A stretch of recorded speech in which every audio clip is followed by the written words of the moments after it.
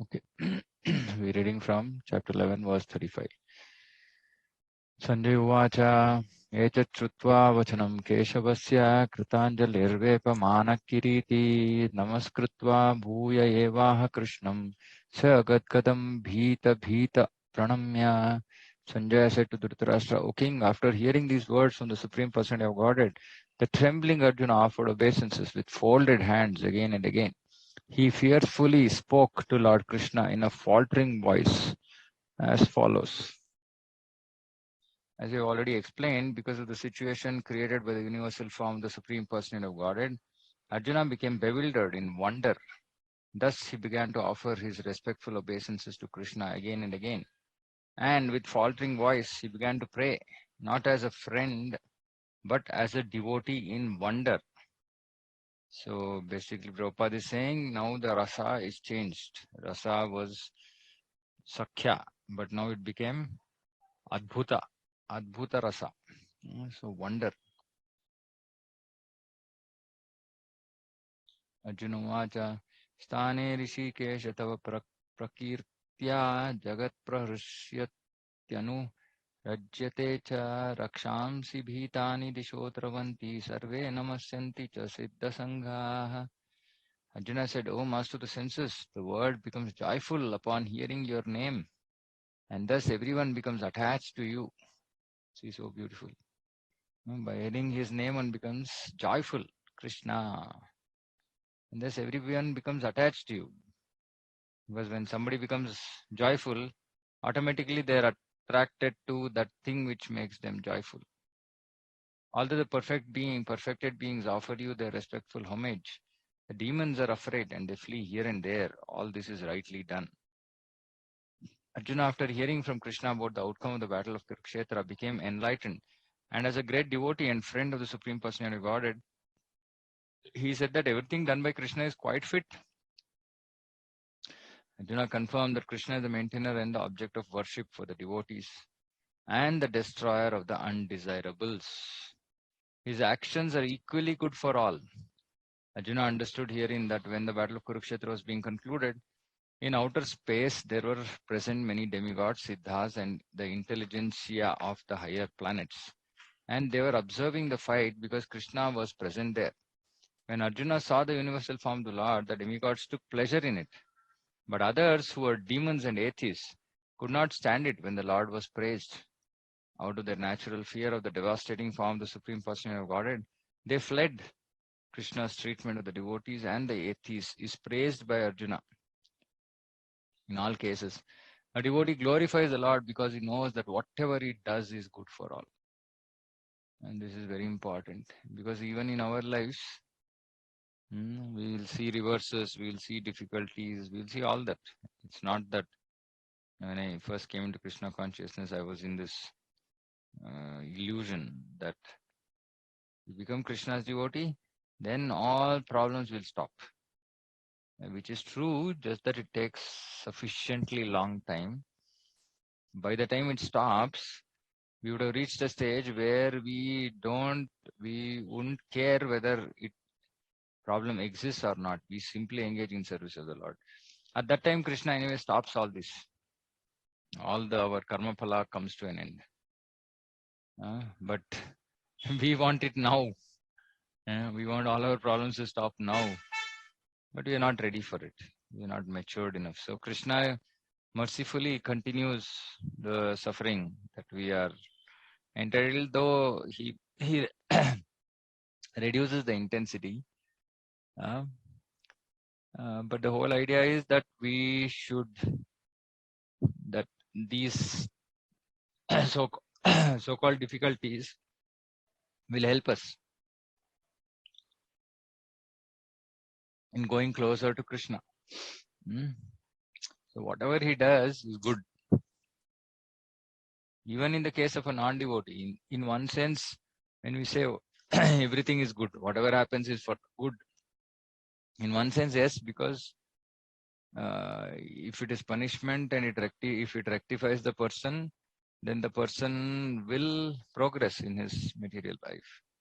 And eventually progress means coming to Krishna. So that way it is good. But thinking that, okay, irrespective of what kind of life I lead, everything is good. That is not right. We should live a life of a devotee, and then everything is really good. Whatever happens is really good.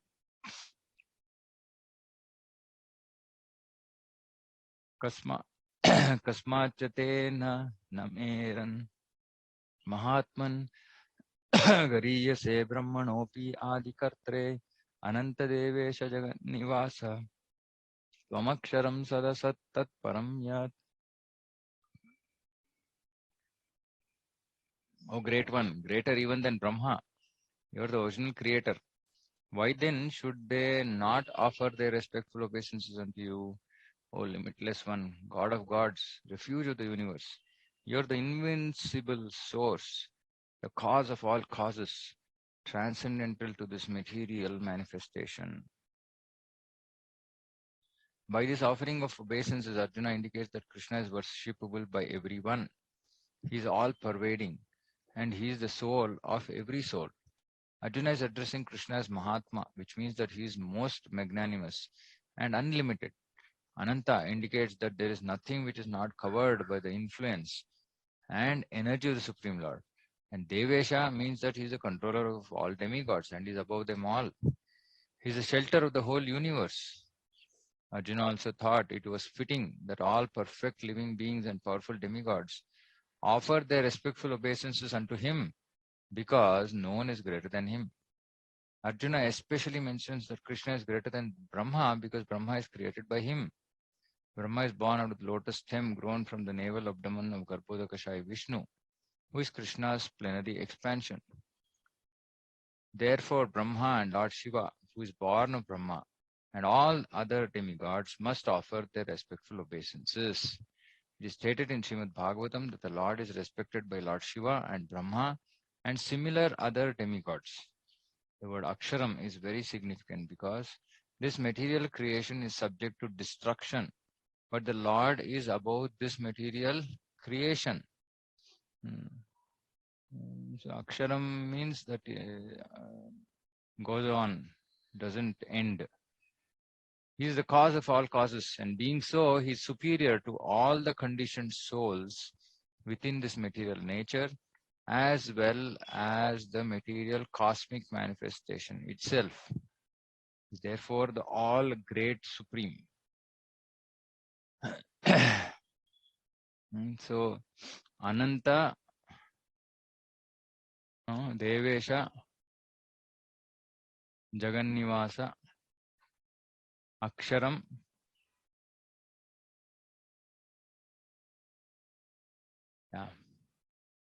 and finally transcendental.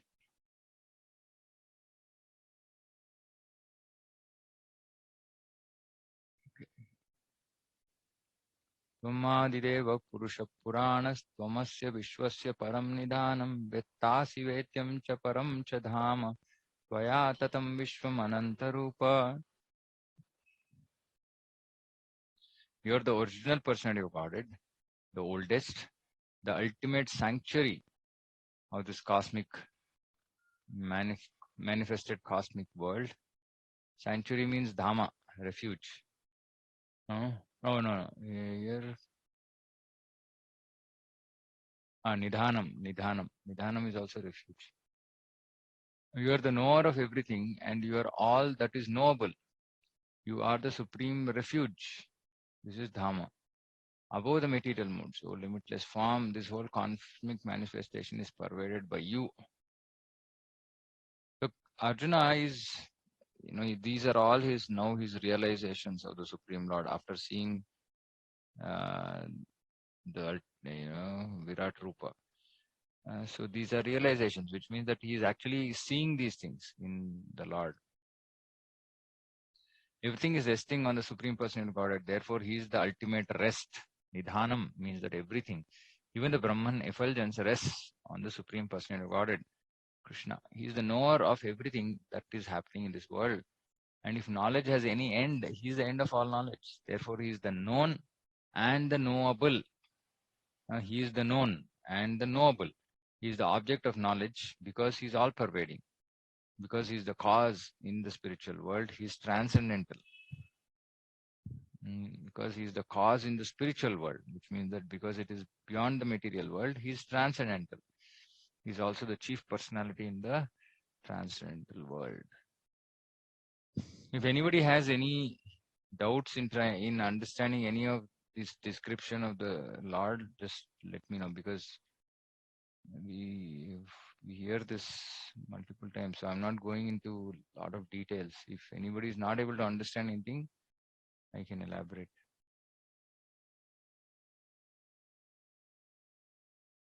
Vayuryamogniर्वरुणः Shashank प्रजापतिस्त्वं प्रपितामहश्च नमो नमस्तेऽस्तु सहस्रकृत्वः पुनश्च भूयोऽपि नमो नमस्ते. You are air and you are the supreme controller. You are fire, you are water, and you are the moon. You are Brahma, the first living creature, and you are the great grandfather. I therefore offer my respectful obeisances unto you 1,000 times again and yet again. The Lord is addressed here as air because the air is the most important representation of all the demigods, being all pervasive. Arjuna also addresses Krishna as the great grandfather because he is the father of Brahma, the first living creature in the universe. Nama purastad atha prishtataste namostu te sarvatah eva sarva ananta viryamita vikramastvam sarvam samapnoshi tatoshi sarvaha. Obeisances to you from the front, from behind, and from all sides, O unbounded power. You are the master of limitless might. Just imagine limitless might. You are all pervading, and thus you are everything. Out of loving ecstasy for Krishna, his friend Arjuna is offering his respect from all sides. He is accepting that he is the master of all potencies and all powers and far superior to all the great warriors assembled on the battlefield.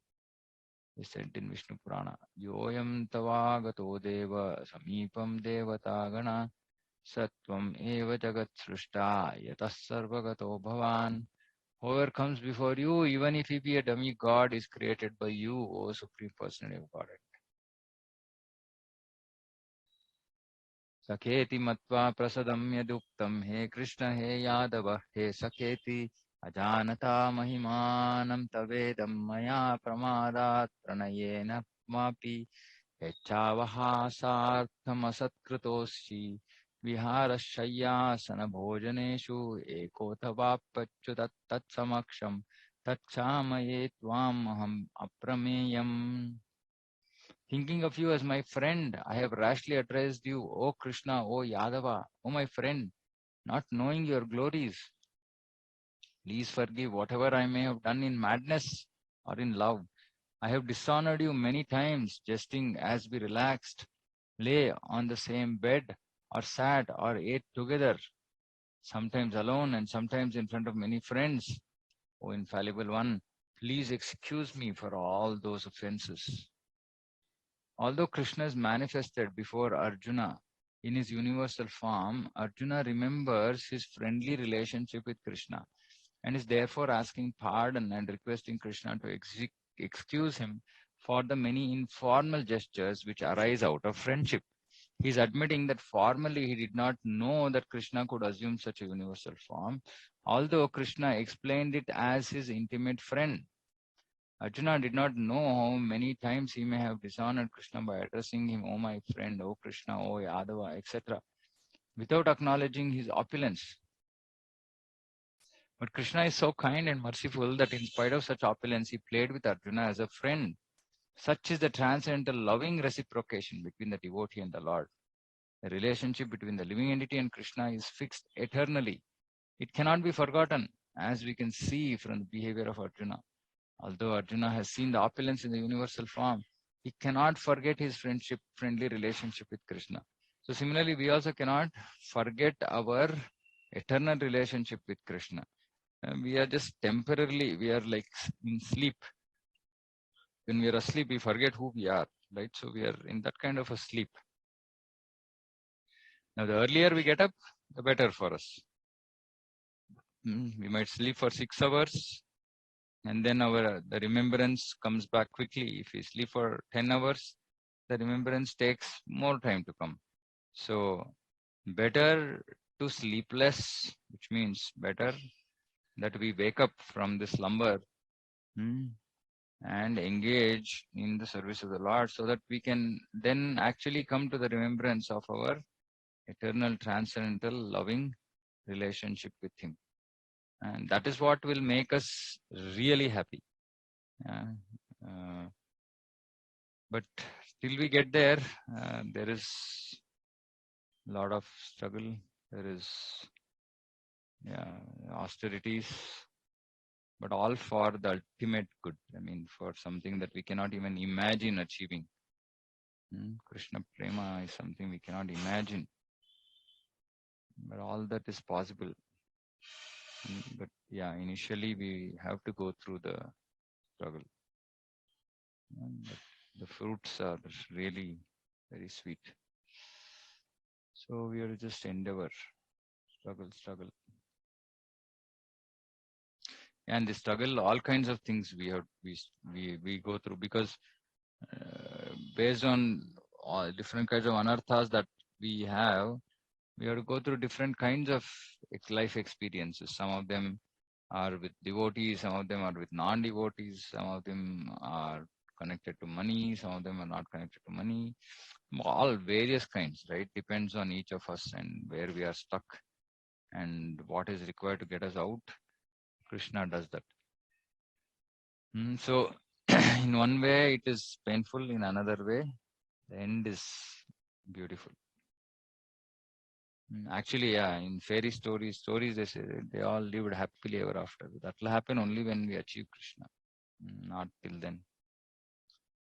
Pitasi lokasya characharasya tvammasya pujyascha gururgariyan natvat samosti abhyadika kutonyo lokatrayepi apratima prabhava. You are the father of this complete cosmic manifestation, the moving and the non-moving. You are its worshipable chief, the supreme spiritual master. No one is greater than you, nor can anyone be one with you. How then could there be anyone greater than you within the three worlds, O Lord of immeasurable power, Apratima Prabhava?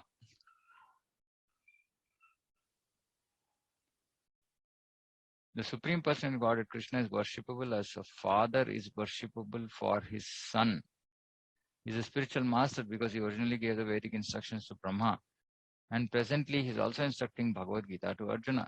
Therefore, he is the original spiritual master, and any bona fide spiritual master at the present moment must be a descendant in the line of disciplic succession stemming from Krishna. Without being a representative of Krishna, one cannot become a teacher or spiritual master of transcendental subject matter. The Lord is being paid obeisances in all respects. He is of immeasurable greatness. No one can be greater than the Supreme Personality of Godhead Krishna, because no one is equal to or higher than Krishna within any manifestation, spiritual or material. Everyone is below him. No one can excel him. This is stated in Shvetashvatara Upanishad. Na tasya karyam karanam cha vidyate, na tat samascha drishyate. The Supreme Lord Krishna has senses and a body like the ordinary man. But for him, there is no difference between his senses, his body, his mind, and himself. Foolish persons who do not perfectly know him say that Krishna is different from his soul, mind, heart, and everything else. By the way, from this we can understand that Krishna also has a mind, he has a heart. Krishna is absolute, therefore his activities and potencies are supreme. It is also stated that although he does not have senses like ours, he can perform all sensory activities. Therefore, his senses are neither imperfect nor limited. No one can be greater than him, no one can be equal to him, and everyone is lower than him. The knowledge, strength, and activities of the Supreme Personality are all transcendental. As stated in Bhagavad Gita, Janma Karma Chame Divyam Evam Yo Vetti Tattvataha Tyaktva Punarjanma Naiti Mameti Sorjuna. Whoever knows Krishna's transcendental body, activities, and perfection, after quitting his body, returns to him and doesn't come back again to this miserable world. Therefore, one should know that Krishna's activities are different from others. The best policy is to follow the principles of Krishna. That will make one perfect. It is also stated that there is no one who is master of Krishna. Everyone is his servant. The Chaitanya Charitamrita confirms Ekale Ishvara Krishna Ara Savabhrutya. Only Krishna is God and everyone else is his servant. Everyone is complying with his order. There is no one who can deny his order. Everyone is acting according to his direction, being under his superintendence. As stated in Brahma Samhita, he is the cause of all causes. Beautiful.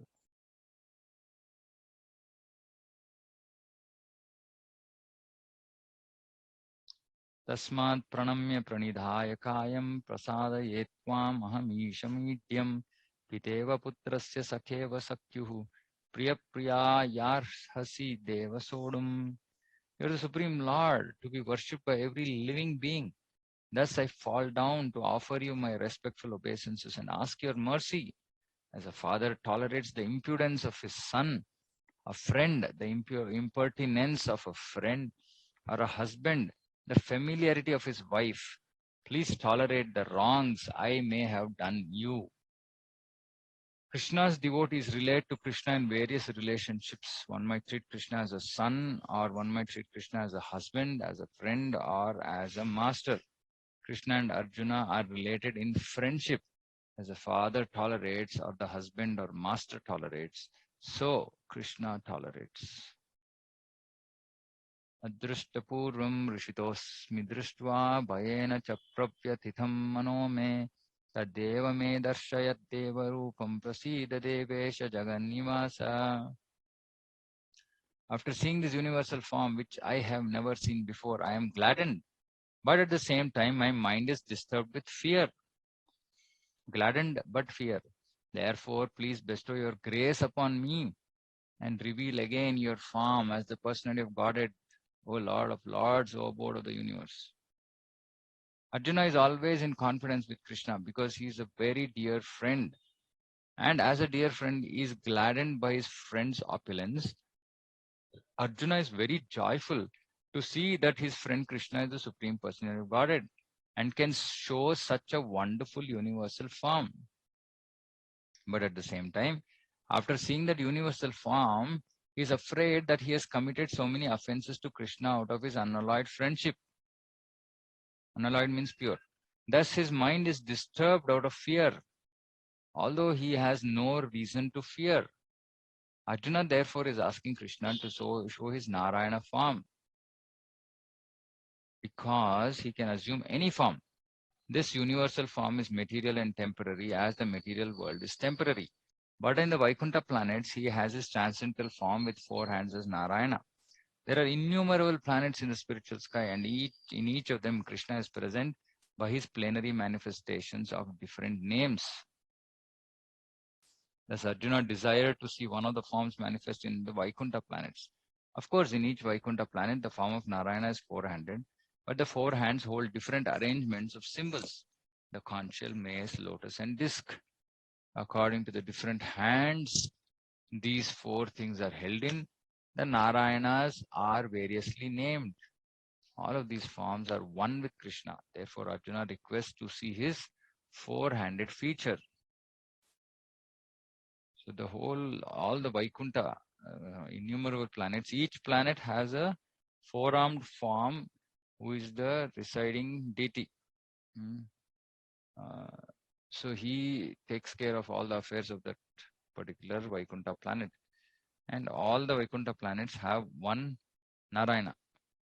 And he's called with different names based on which hand holds which of his symbols, Shankha, Chakra, Gada, Padma.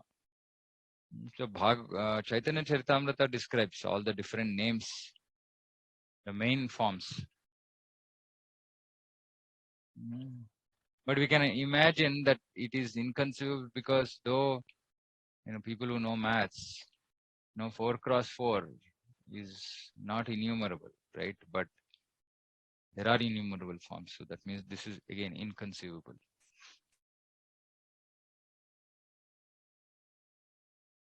Kiritinam gadinam chakrahastam ichchami tvam drashtum aham tathaiva tenaiva rupena chaturbhujena sahasrabaho bhava vishwamurte. O universal form, O thousand-armed Lord, I wish to see you in your four-armed form with helmeted head, chaturbhujena, and with club, wheel, conch and lotus flower in your hands. I long to see you in that form. In the Brahma Samhita it is stated, Rama Dimurti Shukala Niyamena Tishtan. The Lord is eternally situated in hundreds and thousands of forms. And the main forms are those like Rama, Narasimha, Narayana, etc. There are innumerable forms, but Arjuna knew that Krishna is the original person of Godhead, assuming his temporary universal form. He is now asking to see the form of Narayana, a spiritual form. This verse establishes without any doubt the statement of Srimad Bhagavatam that Krishna is the original person of Godhead and all other features originate from him. He is not different from his plenary expansions and is God in any of his innumerable forms. In all these forms, he is fresh like a young man. That is the constant feature of the Supreme Person of Godhead. One who knows Krishna becomes free at once from all contamination of the material world.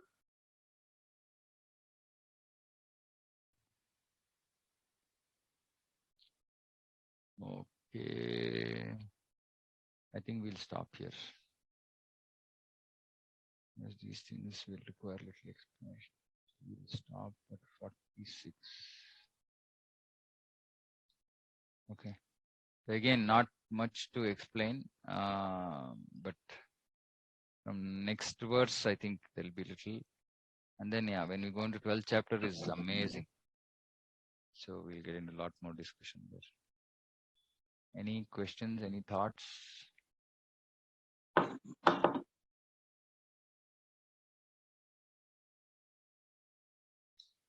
Okay, if there's nothing, then we can end this meeting and Krishna wedding. We'll meet on Wednesday again.